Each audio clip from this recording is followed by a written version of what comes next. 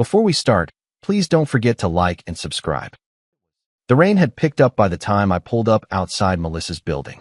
Chicago in December didn't play fair, just ice-pick raindrops hammering the windshield and the city's usual mix of honking horns and strangers hurrying under umbrellas.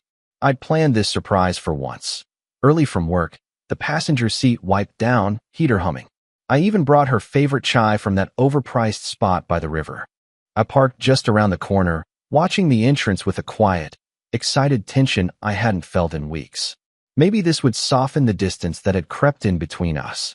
Maybe tonight we'd talk, laugh, BS again. Then I saw her. Melissa, my wife, my partner of 9 years. She stepped out of the revolving glass door in that sleek black trench coat I bought her last Christmas.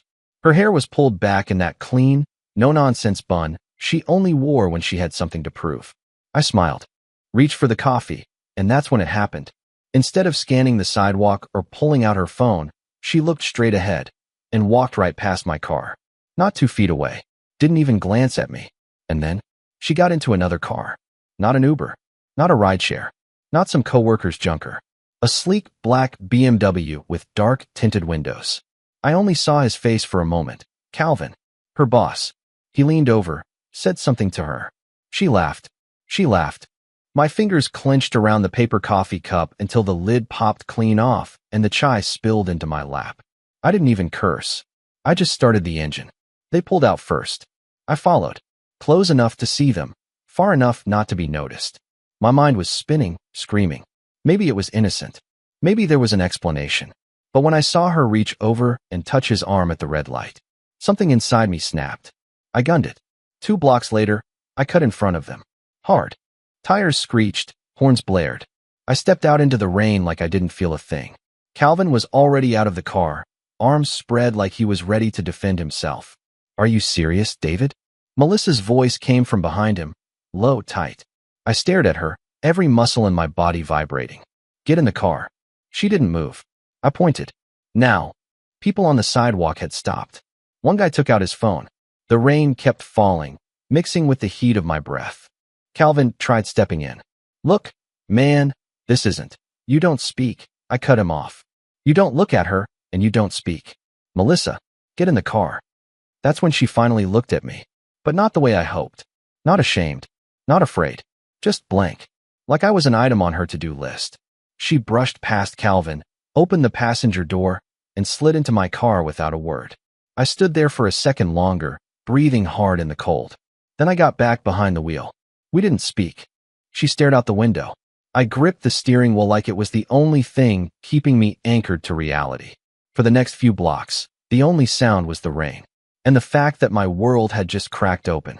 The windshield wipers ticked back and forth like a slow, steady metronome as we rolled through the wet streets. Melissa hadn't said a word since we left the scene. Not one. She was scrolling through her phone, her thumb moving like she was just bored. Like we hadn't just had a confrontation in the middle of downtown with her boss. Like my whole chest hadn't caved in 5 minutes ago. You good? I asked, my voice low, almost mechanical. No answer. Just more scrolling. I glanced over. Her face was lit up by the blue glow of the screen, eyebrows raised slightly, focused, but not stressed. Not sad. Not guilty. Just gone. I could hear the click of her nails against the glass. Anything you want to say? I asked again, not angrily, just trying. She didn't even look up. I'm reading something. I let out a quiet breath and turned my eyes back to the road. The red light reflected across the dashboard like warning signs written in blood. One after another, the streetlights passed over us, flashes of cold white, slicing the silence. You didn't even look at me, I murmured, almost to myself. What? She asked finally. Back there. I was parked right in front of your building, Mel. You walked right past me like I wasn't even there. I didn't see you. You looked at the car. She didn't reply. I tightened my grip on the wheel. And Calvin, you just got in his car like it was any other night. It was just another night, she said. That one hit me harder than I expected. I turned sharply into our neighborhood, tires splashing through puddles as we passed quiet rows of houses. Our street, Maple Drive, still had its holiday lights up, even though Christmas had come and gone. Half of them were flickering, broken. The other half blinked mindlessly into the dark. We pulled into the driveway. I parked. We sat there for a second, not moving, just breathing the same stale air, each of us in our own little world. I didn't do anything wrong, she said, I still on the phone. Then why did you look so guilty? She finally turned to face me, slowly, like it was a chore. Her eyes met mine. Flat. Empty. Are we really doing this right now? I didn't answer. I was afraid if I said anything else, it would come out like a scream. She opened the door and stepped out into the drizzle without waiting for me. I stayed in the car a few seconds longer, gripping the steering wheel like it owed me something. Then I climbed out and followed her inside. The house was quiet. Warm. Too warm. Like the heat had been left on just high enough to make it uncomfortable. She went straight to the kitchen, poured herself a glass of water, and walked past me like I wasn't even there. I watched her set the glass down on the nightstand beside her side of the bed. Then she disappeared into the bathroom. I stood in the hallway, listening to the soft splash of water, the click of the light switch, the muted creak of the faucet turning off. When she came out, she didn't meet my eyes. She just brushed past me again, climbed into bed, and pulled the covers over her shoulder. Lights off. Door half closed. I changed in the dark, sat on the edge of the mattress for a while, staring at the floor. There were so many things I wanted to say, questions I needed to ask, things I needed her to admit. But the silence between us had grown teeth. Every time I thought about breaking it, something bitter rose in my throat. So I lay down next to her. Same bed, same sheets. But the space between us might as well have been an ocean. I turned my back. So did she. And in that space between two bodies sharing the same bed, I realized it wasn't the silence that was killing me. It was the feeling that maybe this silence was starting to feel normal for her. The next morning smelled like toast and betrayal. I was already in the kitchen by the time Melissa walked in, hair still damp from the shower, phone in hand. She didn't even look surprised to see me. Just floated past me like she was avoiding furniture. I slid 2 plates onto the table. Eggs, toast, nothing fancy. Morning, I said. Morning, she replied flatly, still scrolling. We sat. I watched her spread jam on toast with mechanical precision, like this was just another Tuesday. Like last night hadn't even happened. I stirred my coffee, watching the swirl of cream settle. I couldn't sleep, I said. You? She shrugged. A little. I nodded. Bit my tongue. Tried to chew. Swallowed. Then I set my fork down and said it. I want to talk about yesterday. She didn't look up. What about it? You know what about? The car. The silence. Calvin. Melissa finally glanced at me, the tiniest flicker of annoyance crossing her face. David, you made a scene. I didn't ask for that. No, I said, trying to stay calm. But you didn't stop it either. You just let me stand there, soaking wet, while you climbed out of his car and into mine like it was some awkward carpool arrangement. Her lips parted like she was about to argue. Then she closed them again. I leaned forward. Tell me the truth. Is there something going on between you and Calvin? She stared at me, blinking slowly. Seriously? Yes. Melissa scoffed and sat back. He's my boss. That's not an answer. She looked away. Melissa, I said, voice firmer now. Don't play neutral with me. I watched you touch his arm like you've done it before. I watched you laugh in that car like I wasn't even a thought in your head. If you're going to lie, at least make it a good one. I'm not lying, she snapped a little too quickly. Then tell me what's going on. Her jaw tightened. You're overreacting. That's not a denial. Her voice rose slightly. You always do this. Get suspicious the second you're not in control. I blinked. Control? This isn't about control, Mel. This is about trust. And last night was nothing. She shouted suddenly, then caught herself, dropping her tone. It was just a ride. A ride you didn't mention. A ride you got without even noticing your husband sitting outside your building. I didn't know you were there, she said, standing now, hands clenched. And I don't have to check in with you every second of the day. I'm not asking for a tracker, I said, getting up too. I'm asking for honesty. I'm asking if the man you work under every day, who picks you up in the middle of a rainstorm, is more than just a professional connection. She went quiet. That silence answered everything. I nodded slowly, backing off. Right. She crossed her arms, defensive now. Don't twist this. I'm not twisting anything. I'm reacting to what's right in front of me. Nothing happened, she insisted. Not that night. Not ever. But something's been happening, I said. Hasn't it? Her face hardened. I'm done with this. And just like that, She turned on her heel and walked out of the kitchen. I stood there alone, plate half finished, eggs gone cold. This wasn't the beginning of a problem. This was the middle, and I'd missed the start completely. It was around 2:15 in the afternoon when I finally sat in the car and pulled up the dashcam footage. I'd been pacing the house since breakfast, cycling through every word Melissa had said and every one she'd dodged. I wasn't hunting for drama. I just wanted truth. Something concrete. The screen on my dash was small, grainy. But the timestamp didn't lie. 5:47 p.m. Rain tapping like static. There she was, Melissa, emerging from her building in that black trench coat, her heels tapping fast across the sidewalk. She wasn't rushing. She wasn't shielding herself from the rain. She was walking like someone who knew exactly where she was going. Then, Calvin's BMW rolled up. And without hesitation, without even looking around, Melissa pulled open the passenger's side and climbed in. No pause. No glance. No caution. What hit me hardest wasn't the car. It was her face. She smiled as she got in. Not a polite smile. Not a thank you for the lift smile. It was soft. Familiar. Like the kind she used to give me. And then, in that blurry little rectangle of video, she reached out and touched his arm. Twice. I closed the laptop. Sat in the car for a long time. Rain still spattering against the roof. I didn't feel rage. Not even heartbreak. Just clarity. I opened my phone and called Rachel. Rachel was our mutual friend, someone Melissa used to vent to, especially when work drama came up. She also happened to work in corporate HR at the same company. She picked up on the second ring. David, I need 10 minutes of your time, I said. I heard her chair squeak. Is this about Melissa? It's about Calvin. That got her attention fast. 10 minutes later, I was in her office. I showed her the footage, silent, steady, undeniable. Rachel watched without blinking. When it ended, she leaned back slowly and crossed her arms. Well, she said, that explains a lot. Explain what? I've seen rumors float through the HR portal for months, she said. Anonymous complaints.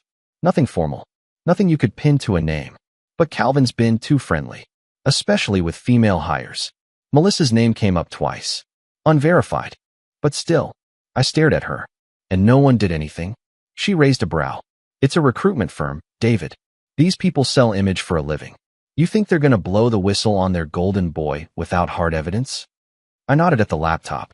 That enough for you? She gave a tight smile. More than. Within an hour, we were drafting the complaint. Formal language, citations of company policy, time-stamped images from the footage, and a summary of the clear conflict of interest between a supervisor and his direct report. Rachel didn't pull punches.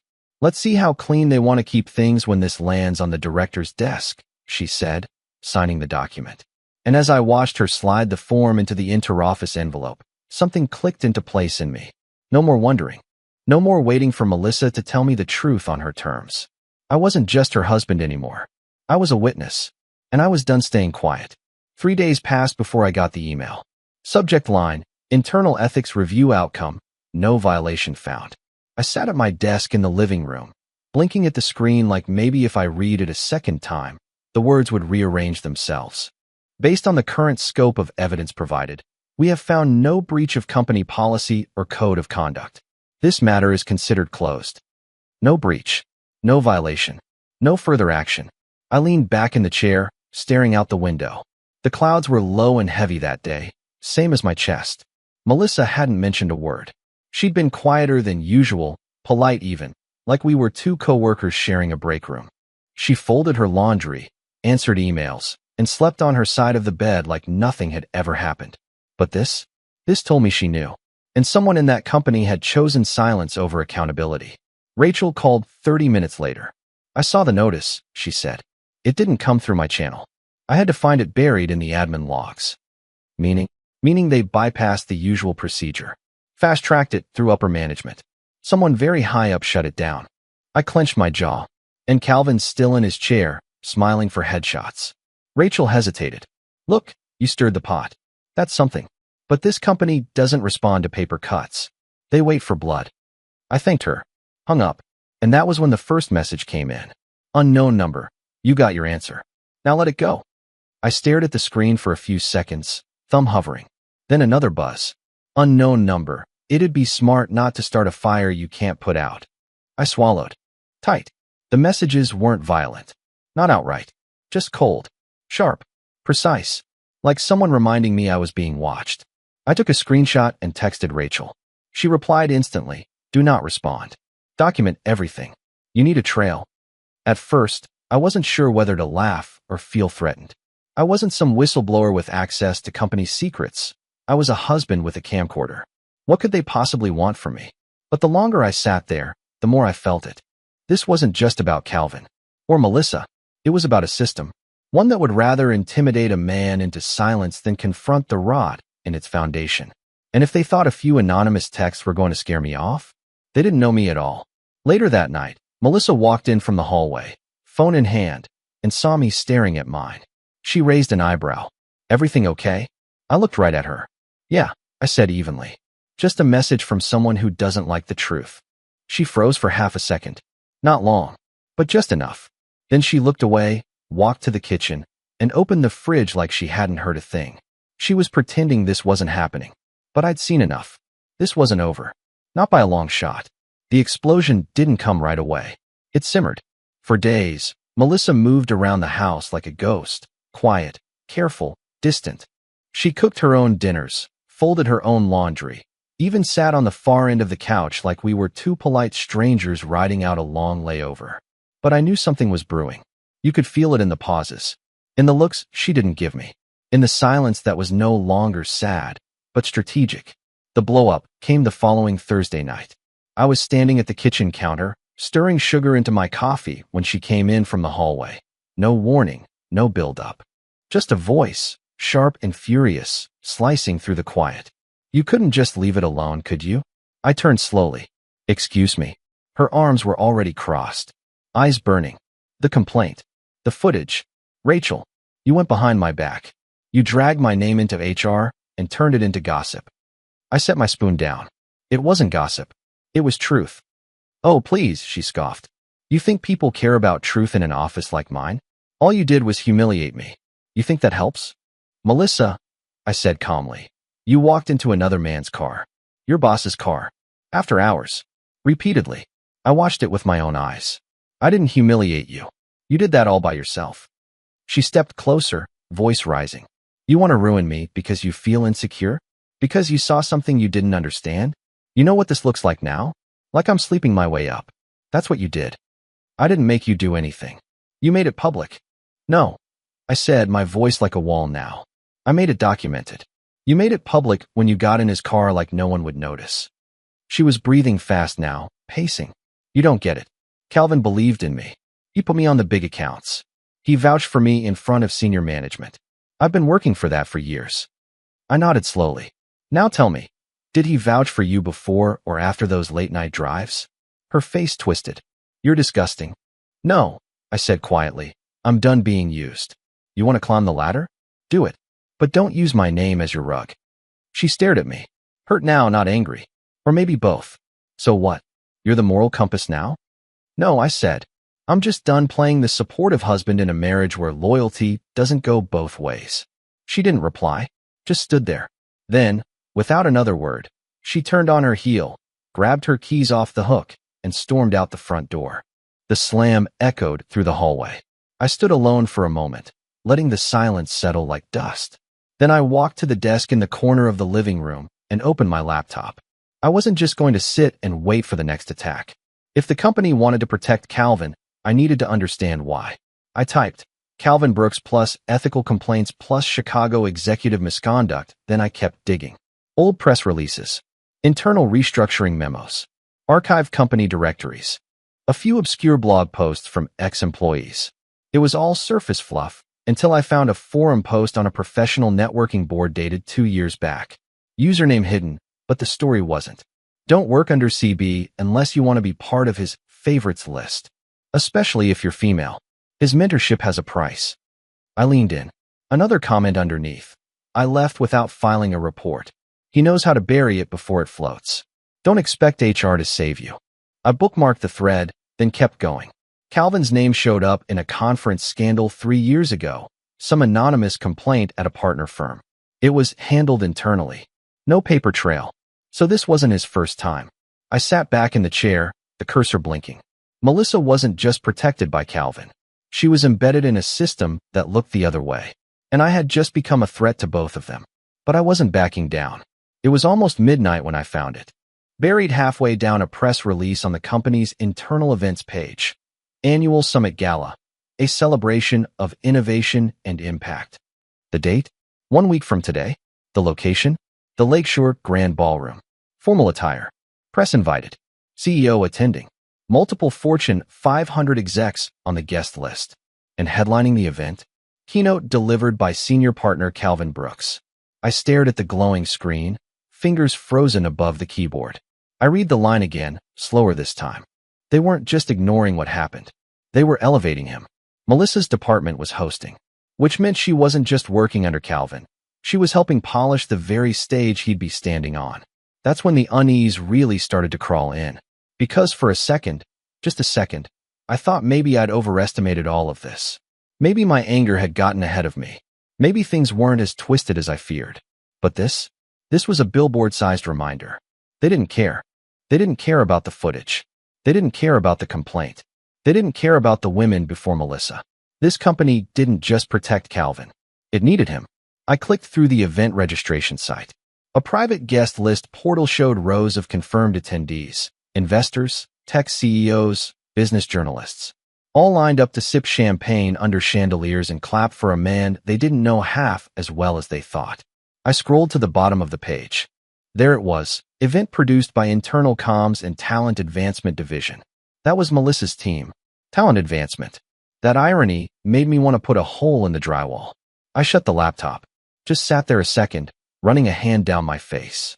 I'd filed a report. I'd shown video. I'd laid it all out. And in response, they gave Calvin a microphone and a room full of cameras. My phone buzzed. It was Rachel. Rachel saw the event post. You okay? Me. Define okay. Rachel, I had a feeling they'd do this. Everyone up top's trying to spin it into momentum. Turn his controversy into visibility. Classic PR judo. Me. So they bury the truth, dress it in a tux, and serve it with wine. Rachel, pretty much. I stared at her last message. My stomach burned. The company had drawn a line, one they weren't planning to cross. And Melissa? She was still standing on their side of it. That night, I couldn't sleep. I kept picturing the ballroom, those wide gold-trimmed doors, the polite laughter, the cameras flashing. Calvin standing there in a crisp black suit, speech in hand, talking about leadership and vision while the people he'd stepped over sat quietly and smiled. And somewhere near him, Melissa, wearing a dress I probably helped pay for. I turned over in bed and stared into the dark. They could silence complaints. They could scrub reputations. But they couldn't erase what I'd seen. And I wasn't going to stay quiet anymore. The ballroom looked like something out of a luxury magazine. Gold chandeliers, white linens, waiters in black gloves gliding across the floor like shadows. Everyone smelled like money and wore smiles too perfect to be real. Cameras lined the walls, press badges flashed, and everywhere you turned, someone was shaking hands like the future depended on it. Melissa stood beside me, dressed in emerald green. Elegant, polished, unreadable. You clean up well, she said quietly, eyes forward. I'm good at pretending, I replied, just as soft. She didn't respond. I offered her my arm anyway. She took it. For show. We moved through the crowd like we belonged, like we were just another polished couple celebrating progress and innovation. No one knew what had been boiling beneath the surface. And tonight, I wasn't going to show it. Not yet. Not until it mattered. Calvin was working the room already, laughing that high, practiced laugh, shaking hands with donors, reporters, junior execs eager to orbit his spotlight. He wore a navy tux and a confidence you couldn't fake, not unless you'd spent your whole life convincing people you were untouchable. I watched from across the room, sipping slowly from a glass of Cabernet. He didn't see me. Not at first. He was too busy posing with the CEO for a photo. Two men clinking glasses in front of a branded backdrop, shaping tomorrow. That made me want to laugh. Rachel had sent me the updated press list that morning. Half the outlets were live streaming. Local channels, business blogs. Even one national tech review site was present, probably looking for a good headline. They'd get one. I turned to Melissa. I'm going to get some air, I said. She gave a distracted nod, her eyes on a group of executives laughing near the dessert table. I stepped away, weaving past clusters of champagne and small talk until I found myself near the back of the room, closer to Calvin now. He was holding court near the press circle, speaking into a microphone, answering a reporter's question about corporate responsibility with that perfect politician's grin.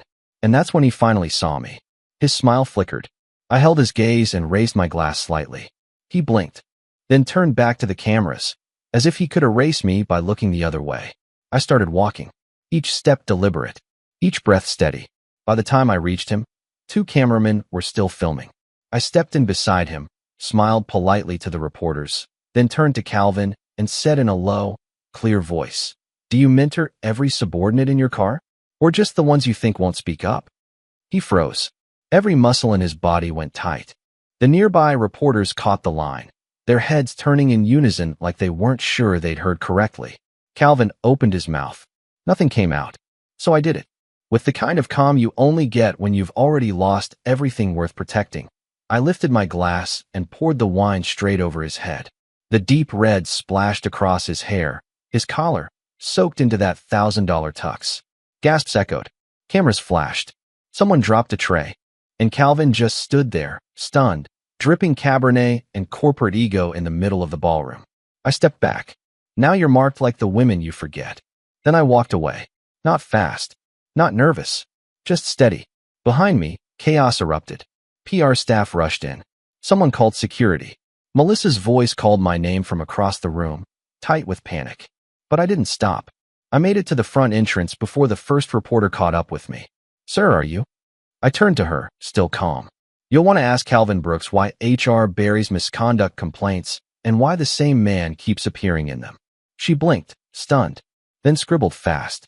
And I stepped out into the cold Chicago air, the ballroom doors swinging shut behind me like the final scene of a play. I didn't even make it to the valet stand before the glass doors slammed open behind me. "Hey." The voice was sharp, wet, and furious. I turned just in time to see Calvin coming at me, suit soaked, eyes wild. His bow tie hung crooked, his collar stained deep red with wine.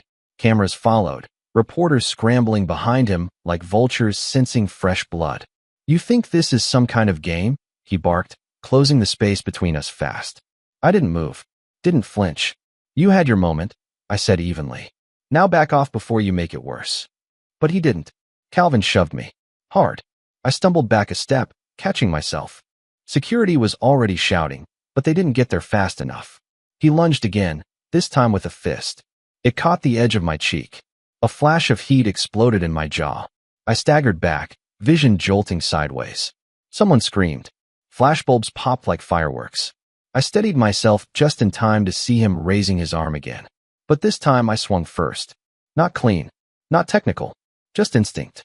My fist hit his shoulder and threw him off balance. He slipped on the wet marble just past the entrance and crashed hard against one of the decorative pillars. Reporters shouted. Security stormed in. They grabbed him first, 2 guys in suits with earpieces pulling him back, shouting over each other. Calvin thrashed like a cornered animal, spitting red-faced curses at anyone who got too close. "Get your hands off me. I built this place." I stood there, chest heaving, lip bleeding, watching the man unravel. Melissa burst through the doors a second later. Her heels clicked across the pavement, green dress clinging to her legs in the wind. Her eyes locked onto me, then darted to Calvin. "Oh my God, what did you do?" "He hit me first," I said. Plenty of people saw it. She didn't reply, because there was no defense left. The moment had swallowed him whole. By morning, the footage was everywhere. Someone had caught the whole scene on their phone. Calvin lunging, the punch, the stumble, the screams. It spread faster than anyone could spin it.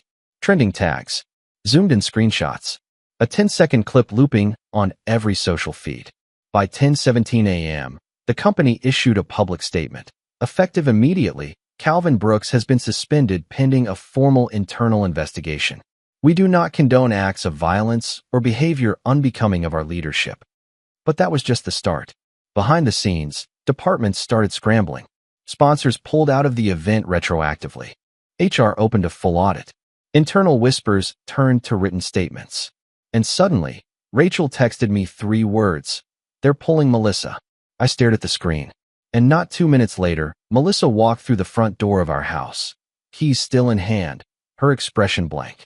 She stood in the foyer, back straight, face pale. "They fired me," she said, voice small. I nodded. She didn't cry. She didn't scream. She just set her purse down on the bench like it was any other day, walked to the kitchen, and sat down at the table. I followed, but didn't say anything. She sat with both hands folded in front of her, eyes staring at nothing. "They said it was restructuring," she said. "That my name's too connected to the incident." I didn't answer. She glanced up at me, face unreadable. "You wanted this, didn't you?" I leaned against the counter. "I didn't want you fired. I wanted you honest."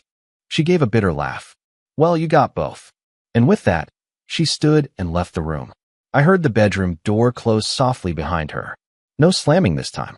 Just an end. It was just afternoon when I heard the knock. Not the kind that demanded. The kind that hoped. I opened the front door, and there she stood, Melissa. Same woman. Different weight in her eyes. She wore a loose sweater, no makeup, hair pulled back like she hadn't bothered to fight with the mirror this morning. She looked tired. Worn. Like the last 24 hours had peeled something off her she couldn't get back. "Can I come in?" she asked. I stepped aside. She walked in slowly, each step careful like the floor might give way. I stayed by the door. She didn't go far, just stood in the center of the room, turning to face me. "I didn't know it would go this far," she said quietly. I waited. I didn't know they'd fire me. Or Calvin would. Her voice cracked. She swallowed. I thought I could balance it. Be close enough to rise, without letting it cost us. She looked up. "I wasn't trying to betray you. I was just so tired of being passed over. I thought if I kept saying yes, someone would finally say yes to me." I leaned my shoulder against the wall. "And what exactly were you saying yes to?" She winced, but didn't back away. The attention, the access, the illusion that it meant something. Silence passed between us, heavy as wet cement. "I lost everything," she whispered. "And I know I don't have a right to ask for anything else, but I want to ask anyway." She stepped closer, slowly. "I want to know if there's anything left between us. If you can forgive me. If I can. If we can try." Her voice was fragile. And for a split second, the old part of me, the one that remembered movie nights and road trips and how she used to smile when she saw me in the crowd, wanted to reach for her. But that version of us was gone. And I wasn't here to rescue what she had spent months unraveling. I looked her straight in the eyes. "Melissa," I said calmly, "you weren't blinded by ambition. You were chasing something you didn't even understand." She blinked. I stepped forward, just enough so she could hear every word, feel every syllable.